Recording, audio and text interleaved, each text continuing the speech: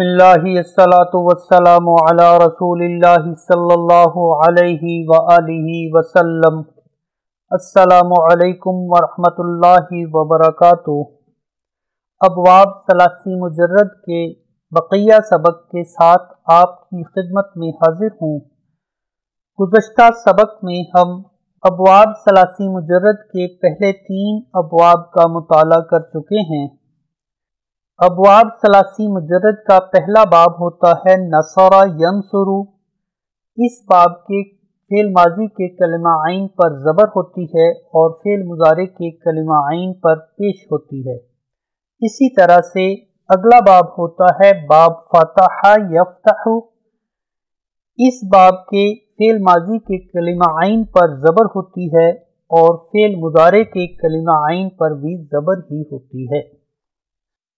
ابواب 83 مجرد کا تیسرا باب ہے باب ضرب یضرب۔ اس باب کے فعل ماضی کے کلمہ عین پر زبر ہوتی ہے، فعل مضارع کے کلمہ عین کے نیچے زیر ہوتی ہے۔ آج ہم کیا رہ جانے والے ابواب کا مطالعہ کریں گے۔ اگلے باب کی خصوصیت یہ ہے فعل ماضی کے کلمہ عین کے نیچے زیر ہوتی ہے اور فعل مضارع کے کلمہ عین پر زبر آتی ہے۔ باب نمبر 4، اس باب میں آنے والے مادہ کے فعل ماضی کے کلمہ عین کے نیچے زیر آتی ہے اور فعل مضارع کے کلمہ عین پر زبر آتی ہے۔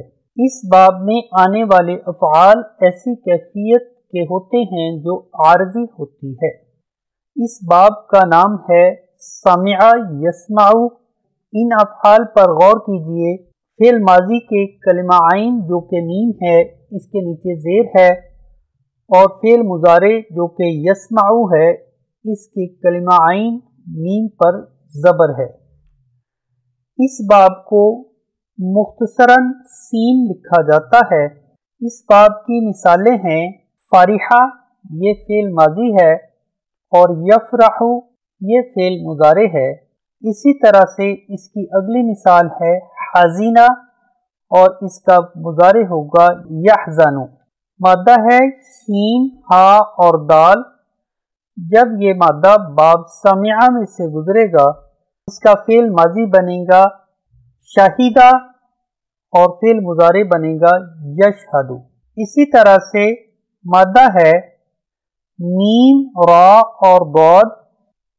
اس کا فعل ماضی ہوگا مریضہ اور اس کا فعل مضارع ہوگا یمرض۔ اگلا مادہ ہے را، کاف اور با۔ اس کا فعل ماضی ہوگا راکبہ اور فعل مضارع ہوگا یرکب۔ ابواب 83 مجرد کے باب نمبر 5 کی خصوصیت یہ ہے کہ اس کے فعل ماضی کے کلمہ عین کے نیچے زیر ہوتی ہے اور فعل مضارع کے کلمہ عین کے نیچے بھی زیر ہی ہوتی ہے۔ اس باب کا نام ہے حسیبہ یحسب۔ ان افعال پر غور کیجئے۔ اس کا مادہ ہے ہا، سین اور با۔ اس کا کلمہ عین ہے سین۔ فعل ماضی کے کلمہ عین جو کہ سین ہے اس کے نیچے زیر ہے اور اسی طرح سے یحسب فعل مضارع میں بھی سین کے نیچے زیر ہے، لہذا باب حسیبہ یحسب اس باب میں آنے والے افعال کے فعل ماضی کے کلمہ عین کے نیچے زیر ہوتی ہے اور فعل مضارع کے کلمہ عین کے نیچے بھی زیر ہی ہوگی۔ مادہ ہے نون، عین اور میم۔ اس کا فعل ماضی ہوگا نعیمہ اور اس کا مضارع ہوگا ینعم۔ ابواب 83 مجرد کا آخری باب، اس کی خصوصیت یہ ہے کہ اس کے فعل ماضی کے کلمہ عین پر پیش ہوتی ہے اور فعل مضارع کے کلمہ عین پر بھی پیش ہی ہوتی ہے۔ اسے باب کرما یکرم کہا جاتا ہے اور اسے کاف لکھا جاتا ہے۔ اس باب میں آنے والے فعل ایسی کیفیت کو ظاہر کرتے ہیں جو مستقل ہوتی ہے۔ اس باب کی مثالیں ہیں قربہ، یقرب۔ اس میں قربہ فعل ماضی ہے اور یقربو فعل مضارع ہے۔ اسی طرح سے ضعف یضعف، صعب یصعب۔ اب تک ہم ابواب ثلاثی مجرد کے 6 ابواب کا مطالعہ کر چکے ہیں۔ پہلا باب ہوگا نصر ینصر، اسے نون لکھا جاتا ہے۔ اس باب کی خصوصیت یہ ہے کہ اس کے فعل ماضی کے کلمہ عین پر زبر ہوتی ہے اور فعل مضارع کے کلمہ عین پر پیش ہوگی۔ اگلا باب ہوگا باب فتح یفتح، اسے فا لکھا جاتا ہے۔ اس باب میں فعل ماضی اور فعل مضارع دونوں کے کلمہ عین پر زبر ہی آئے گی۔ اگلا باب ہوگا باب ضرب یضرب، اس باب میں آنے والے افعال کے فعل ماضی کے کلمہ عین پر زبر ہوگی اور فعل مضارع کے کلمہ عین کے نیچے زیر ہوگی۔ اگلا باب ہوگا باب سمع یسمع، اس باب میں آنے والے افعال کے فعل ماضی کے کلمہ عین کے نیچے زیر ہوگی اور فعل مضارع کے کلمہ عین پر زبر ہوگی۔ اگلا باب ہوگا باب حسیبہ یحسب، اس باب میں آنے والے افعال فعل ماضی اور فعل مضارع دونوں کے کلمہ عین کے نیچے زیر ہوگی۔ آخری باب ہے باب کرما یکرم، اس باب میں آنے والے فعل ماضی اور فعل مضارع کے کلمہ عین کے اوپر پیش ہوگی۔ یاد رہے کہ جب کوئی بھی مادہ 2 مختلف ابواب میں سے گزرتا ہے تو اکثر اس کے معانی تبدیل ہو جاتے ہیں، جیسا کہ مادہ ہے با دال اور عین۔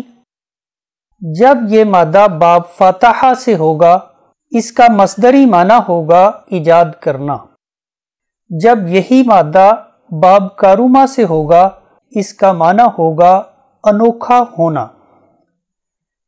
اسی طرح سے مادہ ہے عین با اور دال، جب یہ مادہ باب نصرہ سے ہوگا اس کا مصدری معنی ہوگا عبادت کرنا، باب کارما سے مصدری معنی ہوگا بندگی کرنا یا غلامی کرنا۔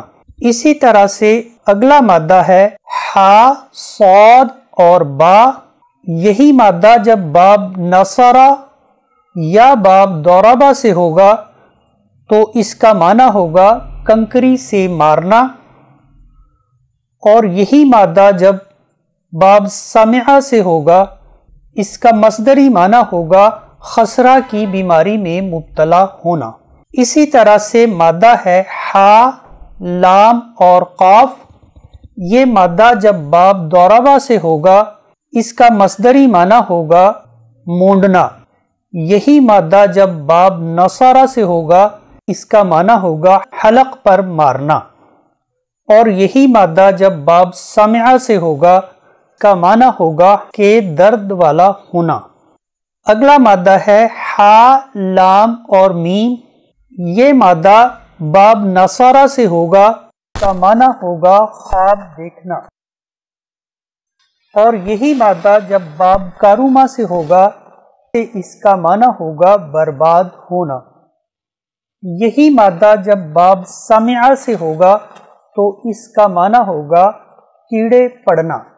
جب کوئی بھی مادہ 2 مختلف ابواب سے تعلق رکھتا ہو تو اس کے معنی میں اکثر تبدیلی واقع ہو جاتی ہے۔ اس کے ساتھ ہی آج کا سبق ختم کرتے ہیں۔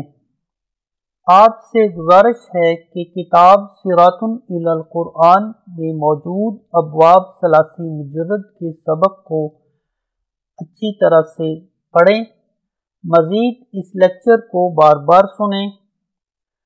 اس کے بعد اس سبق کی کتاب میں موجود مشق حل کیجیے۔ مشق حل کرنے کے بعد مجھے امید ہے کہ آپ ان ابواب کو اچھی طرح سے سمجھ جائیں گے۔ آئندہ نئے موضوع کے ساتھ آپ کی خدمت میں دوبارہ حاضر ہوں گا۔ تب تک کے لیے آپ سے اجازت چاہوں گا۔ اللہ تعالی ہمیں قرآن مجید کی سمجھ عطا فرمائے، آمین ثم آمین۔ السلام علیکم ورحمۃ اللہ وبرکاتہ۔